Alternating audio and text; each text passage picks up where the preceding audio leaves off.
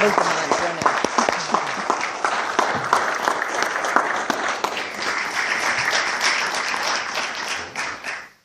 Wow, I almost feel like saying we should go home now, but there's still some more. Does anyone else have stories they would like to share about Jim? Anyone? I go. Oh, good. We're going to get some family stories. We'll see. Well, unlike my dad, who could get up here and talk about any film or anything that interested him, I'm not a public speaker, but I'm going to try because my dad deserved that. So, he wasn't one to outwardly show his emotions, but one thing I know for sure, that he and my mom were perfect together. I know he loved her more than anything. They were married for over 46 years, which in this day and age, or any day and age, is pretty darn impressive. And I happened to be born exactly 9 months and 9 days after they got married, so I know their wedding got off to a good start.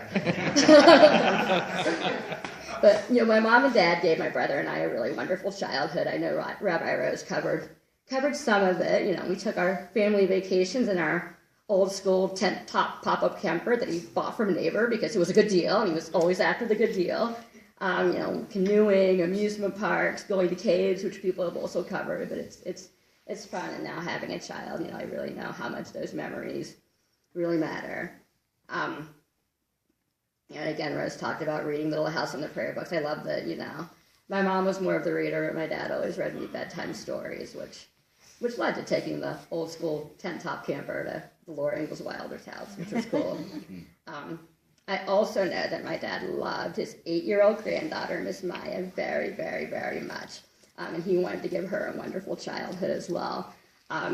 He had no earthly idea what a Pokemon was, but when Maya dressed up as a Pokemon for Halloween this year, he took her around all over Denver and helped her get all the best candy, and maybe even learned about a Pokestop or two. My dad was always a fixer, from the Volkswagen Beetles he loved to work on to the Model T in the backyard that he was going to restore. He planned to do it someday. There was always a project or 10 going on. Even on his last trip to see me and Maya in Denver, he did an awesome job of stepping in to help with household projects. Maya had new dressers, and the knobs weren't on him, so he went to put them on. But then, of course, he's like, well, the drawer's not quite fixed perfectly, so I have to do that too. He went into great detail about how they should be installed and how they needed to be installed, and he got it done. We had some plumbing issues, some leaky pipes, and my plumber came, and my dad followed him around the whole time. Had to make sure, everything was getting done right and getting done to, James's strict quality control standards. So, he took care of people. That's what he did, and he fixed things, and that was awesome. When he had a hobby, he went all in. He was a quiet man by nature, but if you got him talking about a hobby or something he was passionate about, he wouldn't stop. As we've heard in many of the emails tonight, it was true in his personal life as well. His biggest passion, of course, was restoring old films. Many people in this room can and have share more than I can. But I do remember once when he was in Dayton and I had just moved to Colorado, my dad got called in on a weekend night at the last minute to give a tour, which of course he did because he loved his work and he loved talking about film and all the work being done. Turns out it was Quentin Tarantino. Well, I'm 20-something. I'm like, what, Dad? Details? What was he like? What did he say? Did he bring anything with him? And Dad's like, another day at work. So, though I did get him to say that Quentin was surprisingly nice and soft-spoken and, like a poet. Wasn't quite what I expected, but he also loved going to film festivals with my mom. They drive to a lot of them, and road trips with my parents, it's as you can imagine, always a well-planned ventures. There's maps, there's more maps, there's printouts of maps, there's backups of maps, and and they're old school GPS, which my dad named Susan, which he always brought everywhere with him. So, anyway, it's been amazing reading all the Facebook tributes and posts to my dad. I've always known that he's passionate about film and respected in the industry, but it's been really great to hear it from his peers. So, like others have said, I love that his legacy is always going to live on, in his work, in his granddaughter, and in the difference he made in the lives of raise the roof, Maya, and the difference he made in the lives of so many people here and throughout the world. So I just wanted again to thank you all for organizing this. It's amazing. And I'm coming here to honor my dad's memory. I know it means a lot to all the family here, and I know it would have meant a lot to him. So thank you.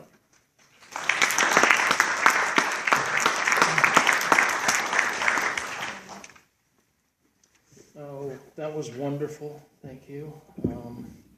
I'm going to now read some of those comments that you've been hearing about on Facebook, because I think that people who worked every day with Jim kind of took it for granted that he was this, very professional, focused man who cared about what he did. But I'm not sure, unless you went out of state, that you realized how well loved and appreciated he was. And to quote a line from The Wizard of Oz, they used to say, "Pay no attention to the man behind the curtain." Well, we want to pay tribute to this one man, James Cozart, who was the wizard of early film Oz. These are some of the comments posted on Facebook and from emails about James Cozart from friends around the world. Once the word got out that he was ill, James was rushed to the UVA hospital in Charlottesville late Tuesday evening, March 1st. So these are a mix of comments that people who first heard about his getting ill and then when James passed. And I went down to see James and visit with Cynthia, and I read to him most of these emails to his face. I made sure he knew who wrote them, and I thought you would want to hear what James heard. This is from Art Pierce, who wrote, "Capital Fest has never had a better friend. He is tireless in his efforts to accommodate us. Please send him along the solicitations and continued thanks from the people of the Capitol Theater in Rome, New York." Now, Art Pierce, if you did not know, wrote the definitive book on legendary old-time radio program Lux Radio Theater, and he was a friend of James. Ben Modell wrote, "Please give James my best and let him know I'm sending him good energy."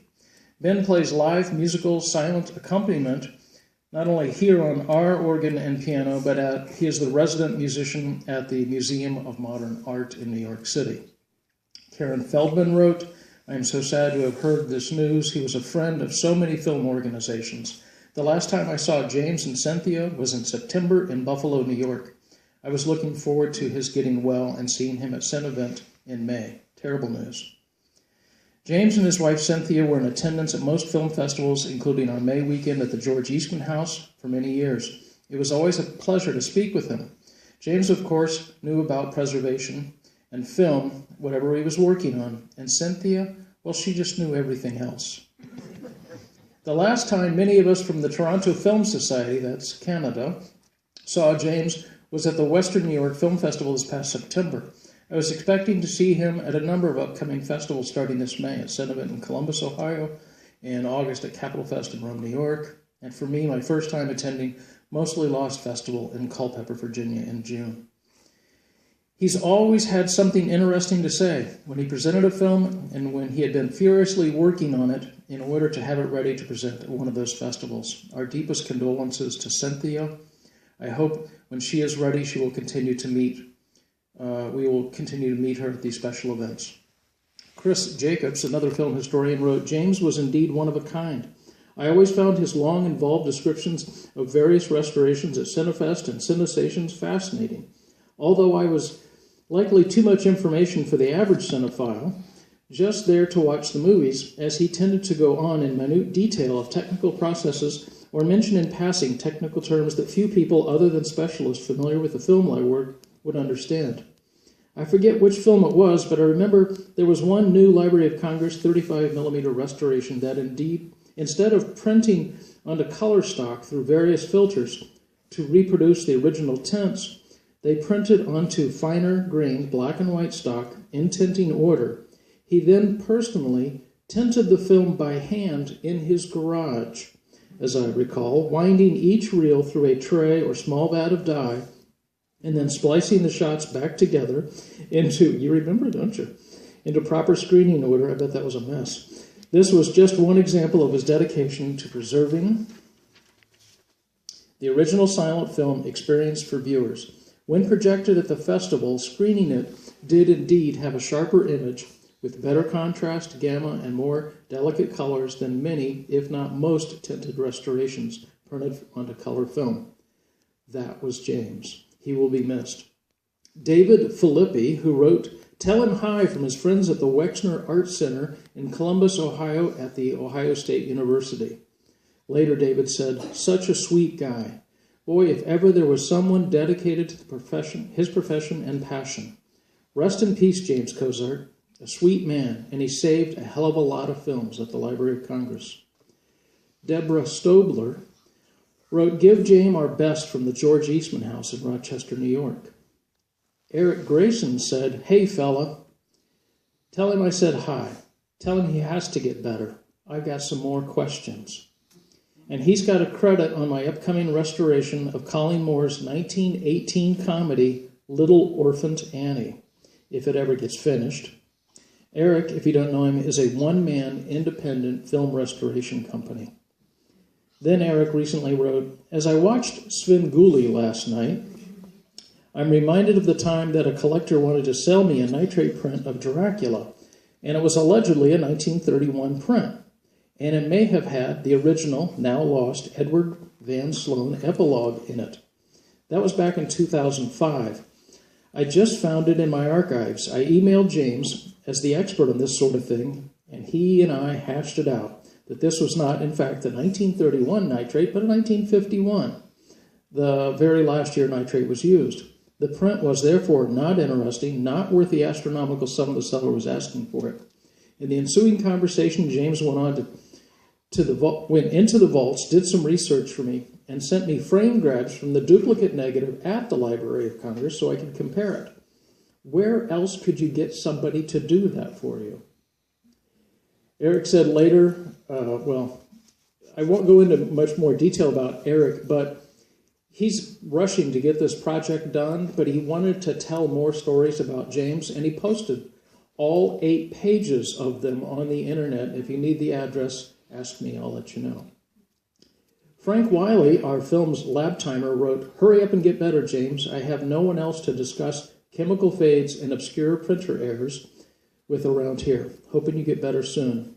Later, Frank wrote, "He will be sorely missed in the lab."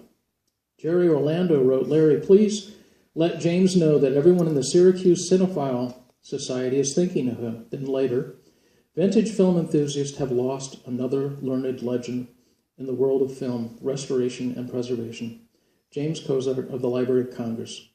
James passed away Saturday evening, March 25th, after a lengthy illness. And while the news was not a shock to many, it was and is still devastating.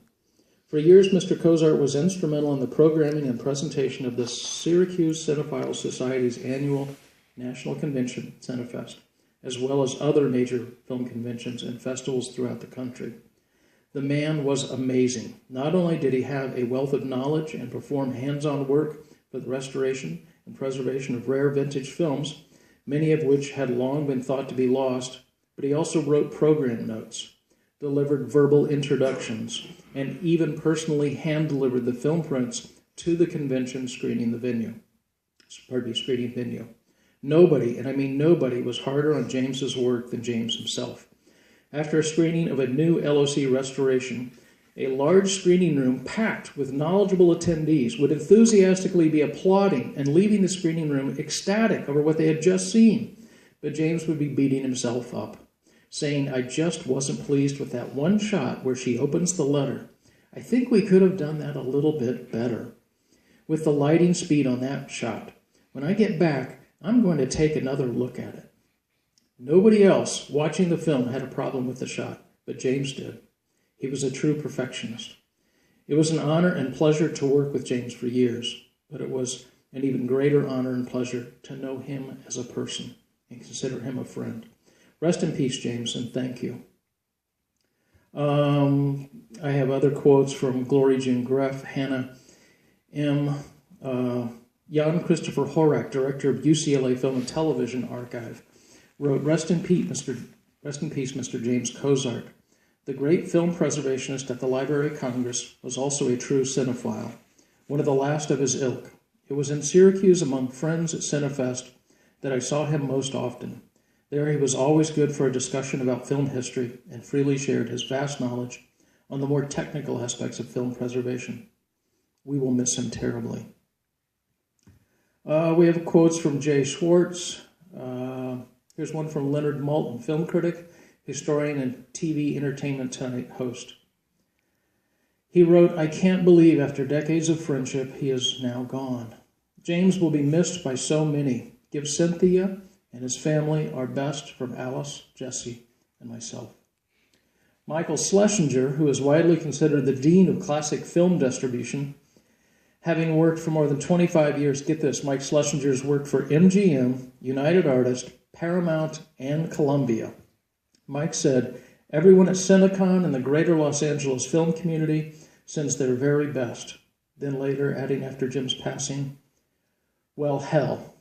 It's bad enough to lose David Shepard. Now comes word that James Cozart, I had to look this word up, Emenos Greece.